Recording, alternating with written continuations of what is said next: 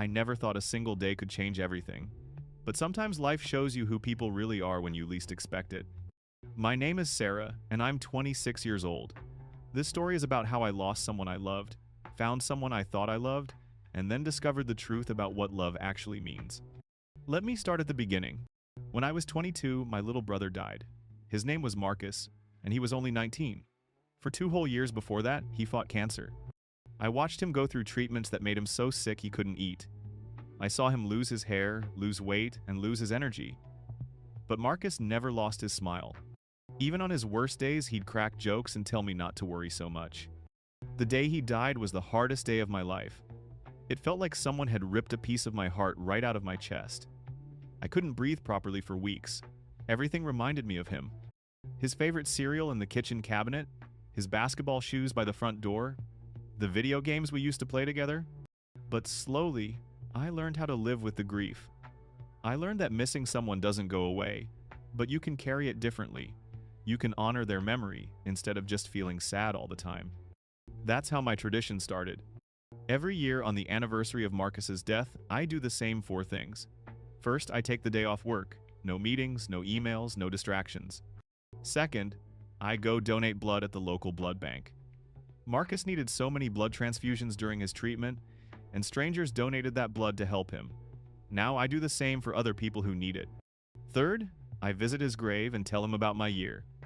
I bring his favorite snacks and sit with him for a while. Fourth, I go home and watch his favorite movie, which is a funny superhero film he must have watched 100 times. It's not complicated. It's not dramatic. It's just my way of remembering him and keeping him close to my heart. For 4 years, I did this tradition by myself. Then I met Ben. Ben seemed great at first. He was funny and charming. He had a good job and nice friends. We started dating, and things moved pretty fast. Before I knew it, we'd been together for 9 months. Everyone kept asking when we'd move in together or get engaged. My mom loved him. My friends thought we were perfect together. But I was starting to notice small things that bothered me. Ben didn't like when I made plans without asking him first. He'd get moody if I wanted to hang out with my friends instead of him. He always had to be right about everything, even stupid stuff like which route to take to the grocery store. I told myself I was being picky. I told myself all relationships have problems.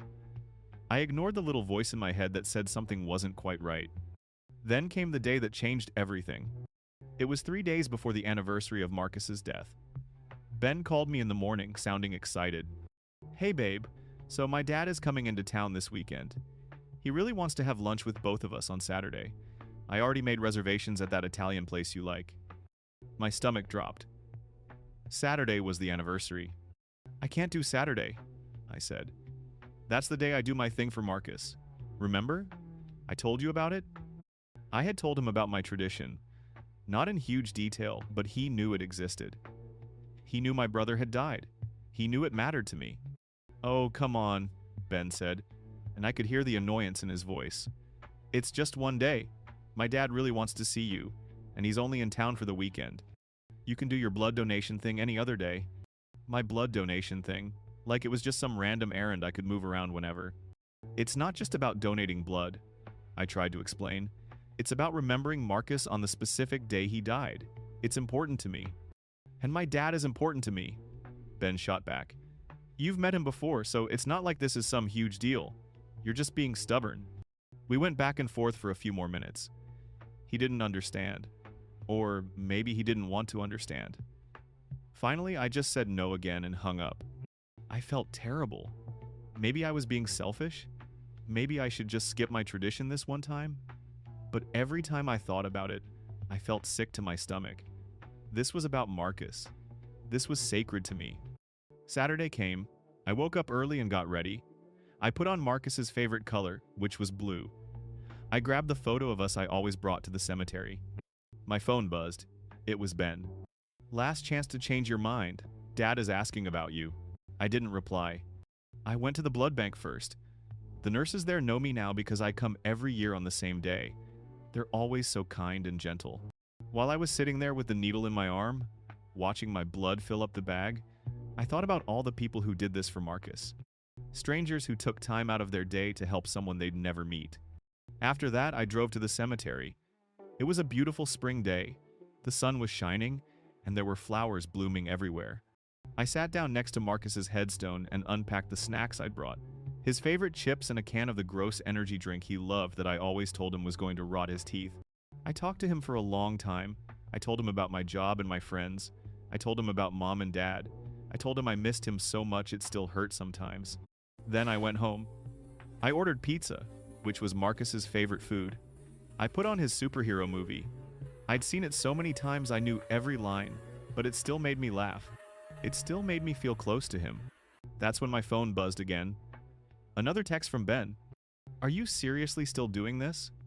We're at dessert now and Dad keeps asking where you are. This is really embarrassing for me. Just come for coffee at least. I stared at the message.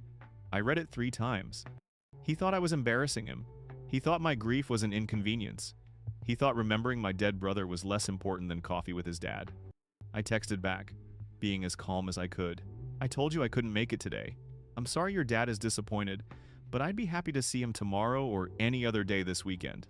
Today is for Marcus. What he wrote back made my blood run cold. You're being selfish and lazy. You're just sitting at home watching movies while I'm out here making excuses for you. My dad thinks you're rude now. You embarrassed me in front of my own father with your selfishness. Selfish, lazy, rude. Those words sat in my chest like rocks. I didn't respond. I turned my phone off and finished the movie, but I couldn't focus anymore. His words kept running through my head. The next morning, I woke up feeling clear for the first time in a while. I knew what I needed to do. I texted Ben, "We need to talk. Can you call me?" Hours went by. Nothing. I checked social media. He'd blocked me on everything. Instagram, Facebook, all of it. Gone. I checked WhatsApp. Blocked there too. Then I noticed something weird. His best friend Jake, who'd followed me on Instagram for months, had also blocked me. I barely even talked to Jake. Why would he block me? That's when I realized Ben had probably told everyone his version of the story, made me out to be the bad guy, turned his friends against me before I could even explain my side. And honestly, I felt relieved. Not happy exactly, but relieved, like I'd just dodged something really bad. Because here's what I realized. If Ben couldn't respect one day, one single day out of the whole year that I needed for myself and my grief, what would the rest of our life together look like? What would happen when I wanted to visit my parents for a holiday and he had other plans? What would happen if I got sick and needed him to take care of me? What would happen if we had kids and I needed him to put someone else's needs before his own? He showed me exactly who he was. Someone who thought his convenience mattered more than my pain. Someone who called me selfish for grieving. Someone who would block me and turn people against me instead of having a real conversation. My tradition for Marcus, the thing Ben thought was so silly and movable, had actually saved me. It had shown me the truth before I wasted more years with the wrong person. I told my best friend everything. She came over with ice cream and hugged me while I cried. Not because I missed Ben, but because I felt stupid for not seeing it sooner. "You're not stupid," she said. "Sometimes we don't see things clearly when we're in the middle of them. But you saw it when it mattered. That's what counts." She was right. A few weeks later, I ran into Ben's cousin at the grocery store. She looked uncomfortable when she saw me. "I heard what happened," she said quietly. "And I just want you to know, Ben's version of the story doesn't make sense. I know what your brother meant to you. I think you did the right thing." It felt good to hear that. To know at least one person in his family understood. Now, 3 months later, I'm doing okay. Better than okay, actually. I'm dating someone new. His name is Chris. And when I told him about my tradition for Marcus, you know what he said? "That's beautiful. Do you want company that day or do you prefer to do it alone?" He didn't try to change it. He didn't call me selfish. He just asked what I needed and respected it. That's when I knew what I'd been missing with Ben. Basic respect. Basic kindness. Basic understanding that sometimes people need things that aren't about you. I think about Marcus a lot. I wonder what he would have thought about all this. Probably he would have laughed and told me Ben sounded like a jerk. Marcus always had good instincts about people. Looking back now, I can see so many other warning signs I missed with Ben. Like the time I got promoted at work and he seemed upset instead of happy for me. Or when I bought a new dress I really loved and he said it made me look like I was trying too hard. Or how he always forgot important dates that mattered to me, but expected me to remember everything that mattered to him. My mom was surprised when I told her we broke up. She kept asking if we could work it out. But when I explained what he said about my tradition, her whole face changed. She got really quiet, and then she said something I'll never forget. Your brother would not want you with someone who speaks to you that way. Marcus would want you with someone who treats you like you're precious. She was crying when she said it. We both were. My dad had a different reaction. He got angry. Not loud angry, but that quiet kind of angry that's actually scarier.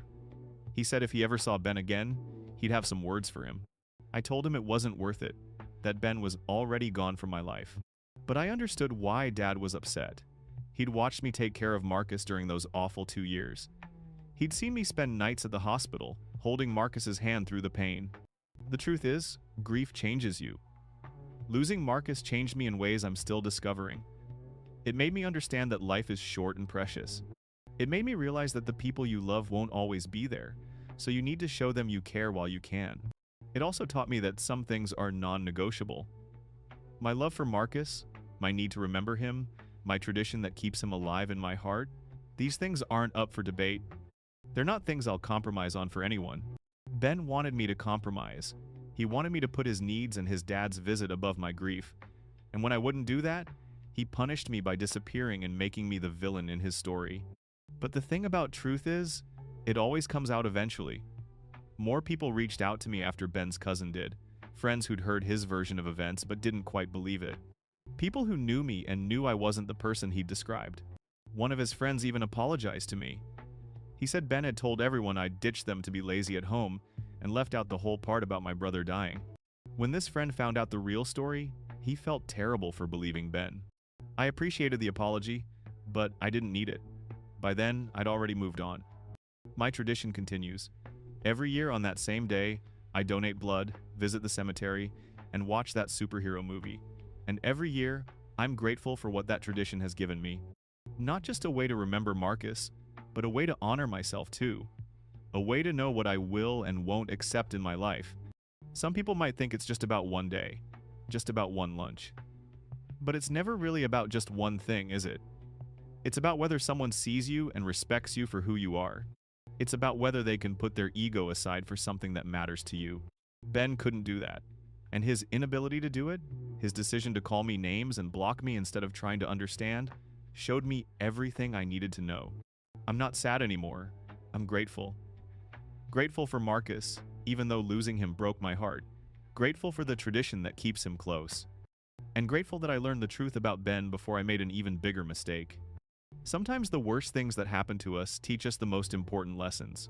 Losing my brother taught me about love and loss. Losing my boyfriend taught me about self-respect and boundaries. And I'll carry both those lessons with me for the rest of my life.